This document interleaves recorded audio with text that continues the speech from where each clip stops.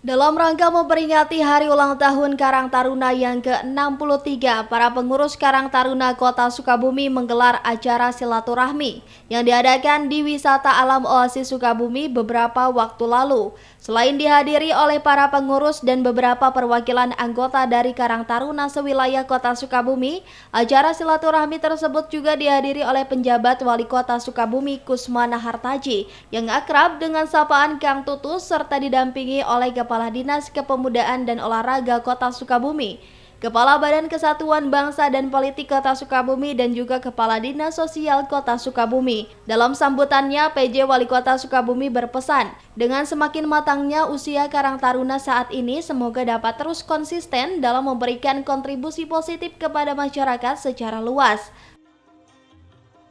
Tetap semangat karena usia itu sudah kelihatannya sudah di atas 60 ya, tapi kita juga harus berperan.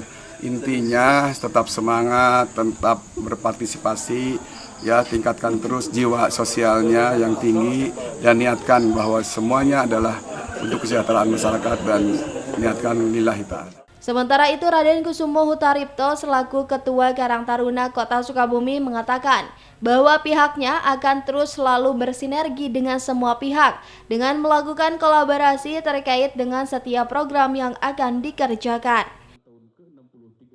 Alhamdulillah hari ini kita merayakan HUT Kata ke-63 dan juga perdana kepengurusan Karang Taruna bertemu dengan Bapak Wali Kota kita yang baru, Bapak PJ Wali Kota Pak Kusmana, Pak Tutus.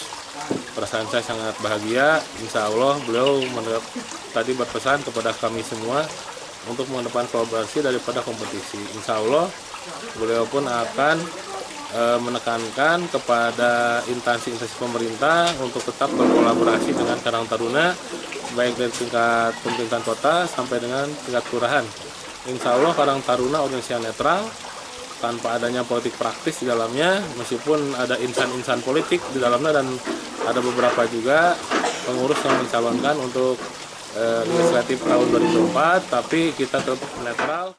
Dengan usia yang ke-63 tahun ini, semoga segala bentuk harapan yang dicita-citakan dapat segera terwujud sehingga bisa membuat keberadaan dan eksistensi Karang Taruna Kota Sukabumi semakin maksimal.